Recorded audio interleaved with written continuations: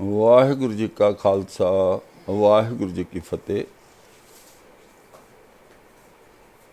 BEO ਬੀਜ ਪਤ ਲੈ ਗਏ ਅਬ ਕਿਉਂ ਉਗਵੇ ਦਾਲ।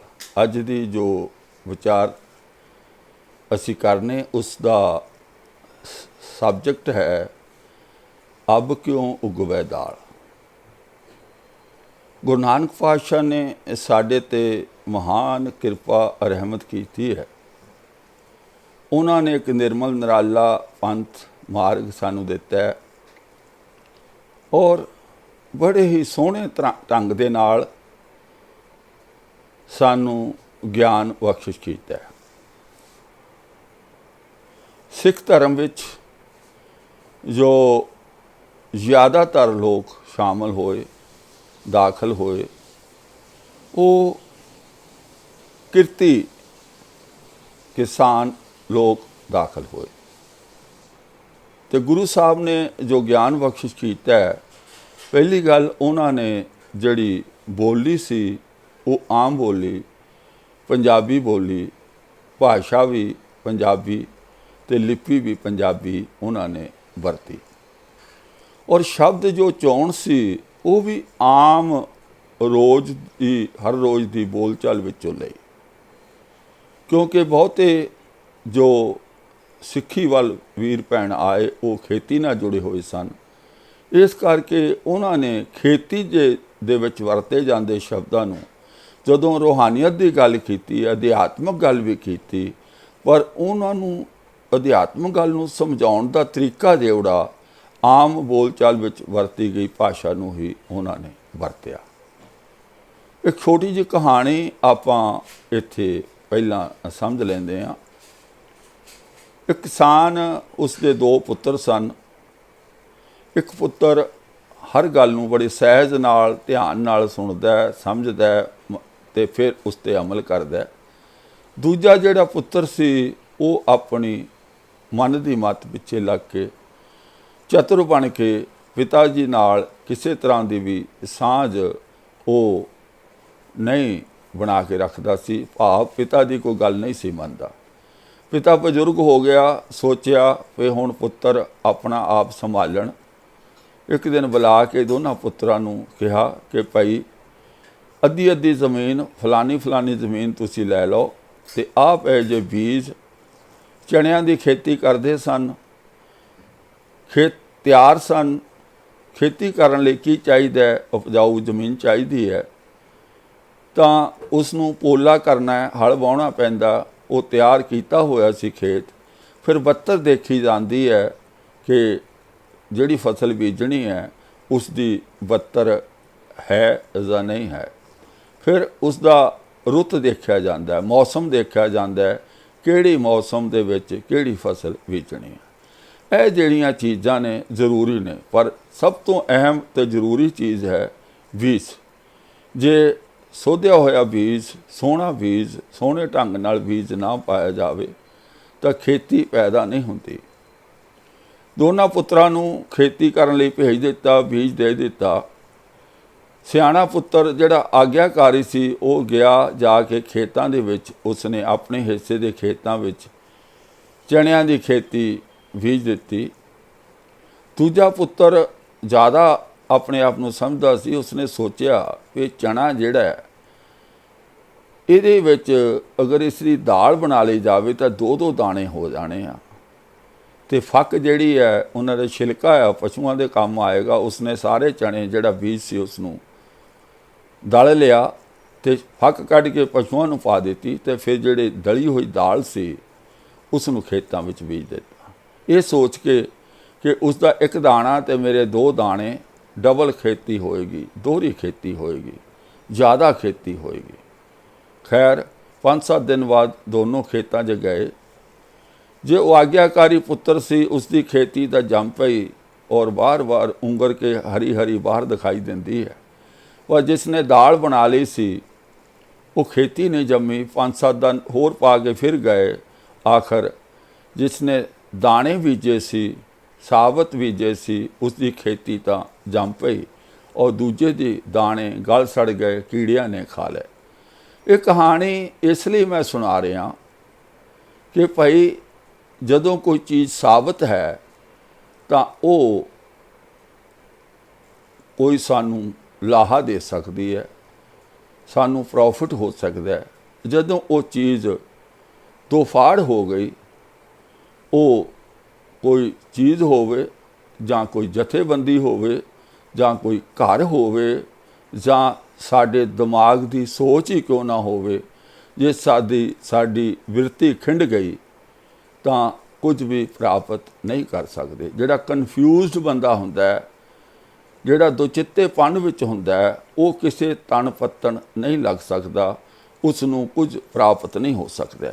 गुरु नानक पातशाह दे हर शब्द विच इन्नी गहराई, इन्नी डूंघाई है, इन्नी विशालता है कि उसनूं समझदियां समझदियां साडी जिंदगी बतीत हो जाती है। पर वो सानू असी हर रोज़ नित नवा कुछ सानू समझ आउंदी है। बीओ बीज पत लै गए, अब क्यों उगवै दाल, जे एक होए तां उगवै रुत्ती हूँ रुत होए। जिन्हां ने बीज बीजिया उन्होंने अपनी इज्जत बचा ली, उन्होंने लाहा खट लिया। जिन्हां ने दाल बना ली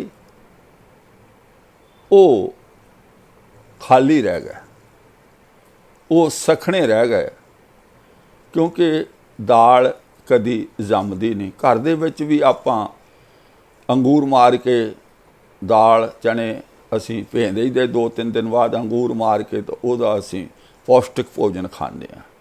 किते दाल नूं भें के देखो, वो 2-3 दिन विच गल सड़ जाएगी पर कोई लाहा नहीं होएगा। जदों दाल 2 फाड़ हो गई, वो तुसी उन्होंने कंज्यूम तो कर सकते हो, खा सकते हो, वो तो कुछ पैदा नहीं कर सकते। पैदा उदों ही होना है, लाहा उदों ही होना है जदों वो साबित है, जदों एक है। तो साहब होर दृढ़ता ना कहिंदे भी किते भुलेखा ना लग जाए, गल नूं पूरी तरह समझ लो। अगे लिखिया जे एक होए तो उगवै। पहला दिखा दाल नहीं जमदी, बीज जमदा। उन्हें कहा भी किते कोई कन्फ्यूजन ना हो जाए हाले भी, जे एक होए तो उगवै रुत्ती हूँ रुत होए। जे एक होए तो उगूगा, उगना कदों आ, रुत्ती हूँ रुत होए। जिहड़ा समय सीजन का समा भी देखना ना, जे सर्दी की फसल गर्मी च बीज दोगे, गर्मी की सर्दी च बीज दोगे, गल नहीं जो बननी। तो यह गल तो गुरु साहब सानू दस रहे ने अध्यात्मक, पर जिहड़े लफ्ज़ वरत रहे ने रोज़मर्रा की जिंदगी च वरती जाण वाले जिहड़े मुहावरे ने, लफ्ज़ ने, वो वरत रहे ने ताकि समझ आ जाए जिहड़ी गल गुरु साहब समझाउणी चाहुंदे हो। आओ असी हुण अपने असली सबजैक्ट वल आउणे आ। गुरु नानक पातशाह ने इस पंध की शुरुआत कित्थों कीती? एक तो। एक ओ जिसनूं असी एक ओंकार कहने आ, वो एक ओ ही है। एक ओ एक ओ तो शुरू कीती है। ते उन्होंने सानू सारी जिंदगी का निचोड़ अपने ही नहीं और समूह बहुत लंबे लंबे पैंडे झाक के उन्होंने तो हो चुके पहले महान पुरुषों का ज्ञान भी एकत्र किया। ते 35 महापुरुषों का ज्ञान एकत्र करके सानू एक ग्रंथ दिता। पहला एक ओ दिता, एक ओंकार, फिर एक ग्रंथ दिता। फिर गुरु साहब ने सानू अगों एक तख्त दिता, एक थड़ा सा बनाया कि जे तुहाडे कोई समाजक, राजनीतिक किसी तरह का भी कोई वाद विवाद, कोई झगड़ा इत्थे बह के ना, ख्याल करना उस वेले अमृतसर जो है वो पंजाब दे विचाले पैंदा सी, क्योंकि पुराने पंजाब दे 29 जिले सन, जिन्हां विचों 16 जिले पाकिस्तान च रह गए ते 13 जिले भारत के हिस्से आए सी। उहदे विच पैप्सू दीयां स्टेटां रल के ਉਹਦੇ ਵਿੱਚੋਂ ਹਰਿਆਣਾ ਨਿਕਲਿਆ, ਉਹਦੇ ਵਿੱਚੋਂ ਹਿਮਾਚਲ ਨਿਕਲਿਆ, ਉਹਦੇ ਵਿੱਚੋਂ ਚੰਡੀਗੜ੍ਹ ਨਿਕਲਿਆ, ਉਹਦੇ ਵਿੱਚੋਂ ਹੁਣ ਪੰਜਾਬ ਹੈ। ਭਾਵ ਇੱਕ ਤਰ੍ਹਾਂ ਨਾਲ ਤਕਰੀਬਨ ਸੈਂਟਰ 'ਚ ਪੈਂਦਾ ਸੀ ਅੰਮ੍ਰਿਤਸਰ ਸ਼ਹਿਰ ਜੋ ਹੈ। ਤਾਂ ਉੱਥੇ ਇੱਕ ਛੇਵੇਂ ਪਾਤਸ਼ਾਹ ਨੇ ਥੜਾ ਬਣਾ ਦਿੱਤਾ, ਤਖਤ ਬਣਾ ਦਿੱਤਾ ਕਿ ਭਈ ਇੱਥੇ ਬੈਠ ਕੇ ਤੁਸੀਂ ਆਪਣੇ ਜਿਹੜੇ ਵੀ ਆ ਗਿਲੇ ਸ਼ਿਕਵੇ ਦੂਰ ਕਰ ਲਿਆ ਕਰੋ। ਪਰ ਅਸਾਂ ਉੱਥੇ ਜਥੇਦਾਰ ਬਿਠਾਤੇ ਆਪਣੇ ਵੱਲੋਂ ਨਵੇਂ ਕਾਨੂੰਨ ਬਣਾ ਕੇ। ਉਹ ਤਾਂ ਸਾਰਿਆਂ ਦੇ ਸਰਬ ਸਾਂਝੀ ਇਕੱਠੀ ਹੋ ਕੇ ਜਦੋਂ ਹਾਜ਼ਰ ਲੋਕ ਨੇ ਉਹ ਆਪਣੇ ਉਸੇ ਵੇਲੇ ਆਪਣਾ ਕਨਵੀਨਰ ਚੁਣਨਗੇ, ਉਸੇ ਵੇਲੇ ਸਭ ਕੁਝ ਚੁਣਨਗੇ, ਫਿਰ ਫੈਸਲਾ ਹੋਏਗਾ, ਉਸੇ ਵੇਲੇ ਅਨਾਉਂਸ ਕਰ ਦਿੱਤਾ ਜਾਏਗਾ, ਉਹ ਡਿਜ਼ੋਲਵ ਹੋ ਜਾਏਗਾ ਸਾਰਾ ਸਿਸਟਮ। ਜਦੋਂ ਫਿਰ ਲੋੜ ਪਈ ਫਿਰ ਉੱਥੇ ਇਕੱਠੇ ਹੋ ਜਾਣਾ। ਇਹ ਸਿਸਟਮ ਸੀ ਗੁਰਮਤਿ ਦਾ। ਇੱਕ ਤਖਤ ਦਿੱਤਾ, ਫਿਰ ਇੱਕ ਉਹ ਦਿੱਤਾ, ਇੱਕ ਓਂਕਾਰ ਦਿੱਤਾ, ਇੱਕ ਗ੍ਰੰਥ ਦਿੱਤਾ, ਇੱਕ ਤਖਤ ਦਿੱਤਾ। ਫਿਰ ਗੁਰੂ ਸਾਹਿਬ ਨੇ ਸਾਨੂੰ ਇੱਕ ਪੰਥ ਦਿੱਤਾ। ਇੱਕ ਪੰਥ ਆਪਣੇ ਜਾਣ ਤੋਂ ਬਾਅਦ ਉਹਦੇ ਵਿੱਚ ਦਾਖਲੇ ਦਾ ਪ੍ਰਬੰਧ ਪਹਿਲਾਂ ਕਰ ਗਏ। ਤੇ ਦਾਖਲਾ ਕਿਵੇਂ ਹੋਣਾ, ਜੇ ਅਸੀਂ ਕਹਿੰਦੇ ਖੰਡੇ ਦੀ ਪੌਲ ਜਾਂ ਅੰਮ੍ਰਿਤ ਛਕਣਾ ਕਹਿੰਦੇ ਆ, ਉਹ ਇੱਕ ਦਾਖਲੇ ਦਾ ਇੱਕ ਸਿਸਟਮ ਬਣਾਇਆ ਕਿ ਇਸ ਤਰ੍ਹਾਂ ਜਿਹੜਾ ਵੀ ਆਪਣੇ ਆਪ ਨੂੰ ਸਮਰਪਿਤ ਕਰਦਾ ਹੈ ਉਹ ਦਾਖਲਾ ਲੈਣਾ ਤੇ ਇਸ ਤਰੀਕੇ ਨਾਲ ਲੈਣਾ। ਜਿਹੜੇ ਵੀਰ ਭੈਣ ਫੌਜ ਵਿੱਚ ਰਹੇ ਨੇ, ਉਹ ਆਰਮੀ ਹੋਵੇ, ਏਅਰਫੋਰਸ ਹੋਵੇ, ਨੇਵੀ ਹੋਵੇ, ਉਹਨਾਂ ਨੂੰ ਇੱਕ ਗੱਲ ਪੱਕੀ ਪਤਾ ਹੈ ਕਿ ਪਹਿਲਾਂ ਇਨਰੋਲ ਕੀਤਾ ਜਾਂਦਾ, ਭਰਤੀ ਕੀਤਾ ਜਾਂਦਾ, ਫਿਰ ਸਾਲ, ਸਵਾ ਸਾਲ, 1.5 ਸਾਲ ਟ੍ਰੇਡ ਅਨੁਸਾਰ ਉਹਨਾਂ ਨੂੰ ਟ੍ਰੇਨਿੰਗ ਦਿੱਤੀ ਜਾਂਦੀ ਹੈ। ਕੰਮ ਉਹਨਾਂ ਦੇ ਅਲੱਗ-ਅਲੱਗ, ਟ੍ਰੇਡ ਉਹਨਾਂ ਦੇ ਅਲੱਗ-ਅਲੱਗ ਹੁੰਦੇ ਹੈ, ਪਰ ਜਿਹੜਾ ਡਿਸਿਪਲਿਨ ਹੈ, ਜਿਹੜਾ ਲਾ ਹੈ, ਕਾਨੂੰਨ ਹੈ, ਉਹ ਜਨਰਲ ਡਿਸਿਪਲਿਨ ਸਾਰਿਆਂ ਲਈ ਇੱਕ ਹੁੰਦਾ ਹੈ। ਉਦਾਹਰਨ ਦੇ ਤੌਰ 'ਤੇ ਜੇ ਏਅਰਫੋਰਸ ਵਿੱਚ ਹੋ, ਅਗਰ ਤੁਸੀਂ ਪਰੇਡ ਸ਼੍ਰੀਨਗਰ ਵਿੱਚ ਕਰਦੇ ਹੋ ਜਾਂ ਕੰਨਿਆ ਕੁਮਾਰੀ ਦੇ ਕਿਸੇ ਸਟੇਸ਼ਨ 'ਤੇ ਕਰਦੇ ਹੋ ਜਾਂ ਪੂਰਬ ਖੇਤਰ ਅਸਾਮ ਵਿੱਚ ਕਰਦੇ ਹੋ ਜਾਂ ਕੱਛ ਦੇ ਇਲਾਕੇ ਵਿੱਚ ਕਰਦੇ ਹੋ, ਪਰੇਡ ਕਰਨ ਦਾ ਤਰੀਕਾ ਇੱਕ ਤੇ ਸਿਰਫ ਇੱਕ ਹੁੰਦਾ। ਜਦੋਂ ਅਫਸਰ ਦੇ ਲੈਕਚਰ ਸੁਣਨ ਲਈ ਅੱਗੇ ਵਧਣਾ, ਉਹਦਾ ਤਰੀਕਾ ਨਿਰਧਾਰਿਤ ਕੀਤਾ ਗਿਆ ਕਿ 14 1 2 16 ਸਟੈਪ ਅੱਗੇ ਲੈਣੇ ਆ। ਇੱਦਾਂ ਨਹੀਂ ਹੈ ਕਿ ਸ਼੍ਰੀਨਗਰ ਵਾਲਾ 14 ਲਏਗਾ ਅਤੇ ਕੰਨਿਆ ਕੁਮਾਰੀ ਵਾਲਾ 20 ਲਏਗਾ ਜਾਂ ਅਸਾਮ ਵਾਲਾ 25 ਲਏਗਾ। ਇੱਦਾਂ ਦਾ ਕੋਈ ਚੱਕਰ ਨਹੀਂ ਆ। ਕਾਨੂੰਨ ਇੱਕ ਹੁੰਦਾ, ਡਿਸਿਪਲਿਨ ਇੱਕ ਹੁੰਦਾ, ਤਦ ਹੀ ਫੌਜ ਇਕੱਠੇ ਕੰਮ ਕਰ ਸਕਦੀ ਹੈ, ਇਕੱਠੇ ਹੋ ਕੇ ਕੋਈ ਵੀ ਮਿਸ਼ਨ ਨੂੰ ਸਫਲ ਬਣਾ ਸਕਦੀ ਹੈ। ਕੋਈ ਜਥੇਬੰਦੀ ਹੋਵੇ, ਕੋਈ ਧਰਮ ਹੋਵੇ, ਕੋਈ ਆਰਗੇਨਾਈਜੇਸ਼ਨ ਹੋਵੇ, ਉਹ ਉਦੋਂ ਤੱਕ ਇਕੱਠੀ ਰਹਿ ਸਕਦੀ ਆ ਜਦੋਂ ਤੱਕ ਉਸ ਦਾ ਕਾਨੂੰਨ ਇੱਕ ਹੋਵੇਗਾ। ਜਦੋਂ ਅਲੱਗ-ਅਲੱਗ ਕਾਨੂੰਨ ਬਣ ਗਏ, ਫਿਰ ਉਹਨਾਂ ਦੇ ਟੋਟੇ ਹੋਣੇ ਤੈਅ ਹਨ।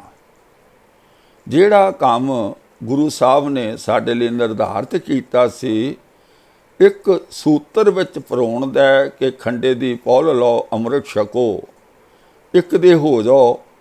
ਅਸੀਂ ਉੱਥੇ ਆਪਣੀਆਂ ਅਲੱਗ-ਅਲੱਗ ਮਰਜ਼ਾਦਾਵਾਂ ਦੱਸ ਕੇ, ਅਲੱਗ-ਅਲੱਗ ਕਾਨੂੰਨ ਬਣਾ ਕੇ ਦੱਸ ਕੇ ਅਸੀਂ ਉਸ ਇੱਕ ਪੰਥ ਦੇ ਇਤਨੇ ਟੁਕੜੇ ਕਰ ਦਿੱਤੇ ਕਿ ਗਿਣਤੀ ਨਹੀਂ ਕੀਤੀ ਜਾ ਸਕਦੀ। ਉਹਨਾਂ ਦੀ ਗਿਣਤੀ ਨਹੀਂ। ਇੱਥੇ ਤਾਂ ਗੁਰੂ ਸਾਹਿਬ ਕਹਿੰਦੇ ਅਬ ਕਿਉਂ ਉਗਵੇ ਦਾਲ, ਵੀ 2 ਟੋਟੇ ਹੋ ਗਏ ਤਾਂ ਨਹੀਂ ਉਗਣਾ। ਅਸੀਂ ਦਾਲ ਨਹੀਂ, ਉਸ ਦਾ ਦਲੀਆ ਬਣਾ ਦਿੱਤਾ। ਆਪਣੀ ਮਰਜ਼ੀ ਹੈ। ਕਿਸੇ ਸੰਸਥਾ ਨੂੰ ਪੁੱਛ ਕੇ ਦੇਖ ਲਓ, ਉਹ ਕਹਿੰਦੇ ਜੀ ਸਾਡੀ ਸੰਸਥਾ ਸਭ ਤੋਂ ਮਹਾਨ ਹੈ। ਸਿੱਖ ਸਾਰੇ ਆਪਣੇ ਆਪ ਨੂੰ ਕਹਾਉਂਦੇ ਨੇ, ਪਰ ਇੱਕ ਦੂਜੇ ਨਾਲ ਇਤਨਾ ਅੜਿੱਕਾ, ਇਤਨਾ ਵੈਰ ਵਿਰੋਧ ਹੈ ਕਿ ਦੇਖ ਨਹੀਂ ਸਿਖਾਉਂਦੇ। ਜੇ ਤਾਂ ਸਾਡੀ ਮਰਜ਼ਾਦਾ ਨਾਲ ਤੁਸੀਂ ਸਹਿਮਤ ਹੋ ਤਾਂ ਤੁਸੀਂ ਸਿੱਖ ਹੋ, ਨਹੀਂ ਤਾਂ ਸਿੱਖ ਨਹੀਂ ਹੋ। ਭਾਵ ਗੁਰੂ ਦਾ ਸਿੱਖ ਕੋਈ ਨਹੀਂ, ਜਥੇਬੰਦੀਆਂ ਦੇ ਸਿੱਖ ਹਾਂ। ਆਪਣੇ ਅੰਦਰ ਝਾਤੀ ਮਾਰ ਕੇ ਦੇਖ ਲਓ, ਜਿਸ ਜਥੇਬੰਦੀ ਨਾਲ ਜੁੜੇ ਹੋਏ ਹੋ, ਸਾਨੂੰ ਲੱਗਦਾ ਉਹ ਹੀ ਅਸਲੀ ਸਿੱਖੀ ਹੈ, ਬਾਕੀ ਸਭ ਫਜ਼ੂਲ ਹਨ। ਔਰ ਸਾਡਾ ਜ਼ੋਰ ਲੱਗਾ ਹੋਇਆ ਕਿ ਆਪਣੀ ਜਥੇਬੰਦੀ ਦੇ ਬੰਦੇ ਵੱਧ ਤੋਂ ਵੱਧ ਬਣਾਉਣੇ ਆ। जो मर्जी हो जाए, सानू सिक्खी नाल किसी नू भी कोई प्यार नहीं, कोई सत्कार नहीं। असी अपने अपने ग्रुपां नू वड्डा करन लई लगे होए हाँ। यह जिहड़ी वीडियो मैं क्यों बना रहा कि गुरु साहब कहिंदे दाल उगदी नहीं, दाल का कोई फायदा नहीं, साबत बीज उगना। असी साबत कोई रहन नहीं दिता, असी एक ग्रंथ नहीं रहन दिता। उन्हें गुरु ग्रंथ साहब नूं गुरगद्दी दित्ती भी अगे तो अपना सारा ज्ञान इत्थों लो। असां एक होर ग्रंथ बना छड्डिया, विचित्र नाटक। गुरु गोबिंद सिंह दे ज्योति जोत समाउण तो बाद जबकि किसी नूं कोई हक ही नहीं है, कोई अधिकार ही नहीं है कि कोई हुण जो कोई जी खालसा पंथ भाई पंथ ते 5 बंदे किते भी इकट्ठे हो गए कहिंदे भी असीं इदां बनाउणा, वो पंथ हो गया, दूजे 5 कोई होर पंथ बना लिया, तीजे ना भाई असी किसी गल ते मोहर नहीं ला सकते कि आ गुरु की बाणी है। जे गुरु आप लिख के किते सील बंद कर गया ठीक है, नहीं तो सॉरी, ये नहीं हो सकता, ये साडी हूड़ मत है। असी एक दे 2 बनाए, फिर संतोख सिंह आया, एक कौन बनाता, उन्होंने भी रमाले पा के प्रकाश करके असी उहदी कथा करन लग गए, 2 दे 3 बना ले। फिर अब 20 साल पहला एक चौथा ग्रंथ बनाया, गुरबिलास पातशाही छेवीं बनाया कि ना कोई अननोन किताब जो किसी राइटर का नाम नहीं, किहड़े सन विच लिखी गई, किसने लिखी, कदों लिखी। साडे जिहड़े हैड ग्रंथी दरबार साहब दे जोगिंदर सिंह वेदांती ते डॉक्टर अमरजीत सिंह ने। भला होवे गुरसिखां दा, भला होवे संगतां दा, जागृति आ गई, हाहाकार मच गई। वो सारी किताब श्रोमणी कमेटी ने अपने खर्चे ते छपाई सी ते उसका प्रचार बहुत जोर शोर नाल कीता गया। संगतां जाग पईयां ते वो किताब इन्हां नूं जब्त करनी पई, नहीं तो हुण तक 4 तो ये हो गईयां सी ते हुण तक उस लई ते पता नहीं किन्नियां होर बन जाणियां सी। असी दाल नहीं रहन दित्ती, साबत नहीं रहन दिता, दलिया बना छड्डिया ग्रंथां दा भी, अपनी हूड़ मत। हर जगह लिखिया गुरु साहब ने इंज किया, गुरु साहब ने, वो संतोख सिंह भी यही कही जाता है, गुरु साहब ने। भाई गुरु साहब तू कदों पैदा होया, भाई गुरु साहब कदों की कहानी है, तेरे सामने किहड़ी गल कहती, माफ़ करना कुछ नहीं किया। ए सिख धर्म के विरोधी लॉबी ने यह सब कुछ लिखवाया और असी मन लिया, असी गुरुद्वारियां च जगह दे दी, उहदी कथा करन लग गए, असी उसनूं महान बना दिता। ते इस करके अज सिख कौम लीरो लीर होई पई है, लीरो लीर। ना ग्रंथ एक, ना पंथ एक, कुछ भी असी ना तख्त एक। पहला एक तख्त बनाया सी, फिर 4 बना ले, हुण 5 बना ले। पता नहीं आने वाले समय च असी होर किन्ने बना लईए। कोई गल ही करनी भी इतों भी हुक्म इशू करते सी, सानू किहड़ा कोई पुछण वाला। और हर तख्त वाले अपने अपने अलग डफली वजाउण लग जाते हैं, फिर असी बिलकते हैं, फिर वो किस तरह इकट्ठे हो जाते हैं। वो किहड़े राह पै गए यार।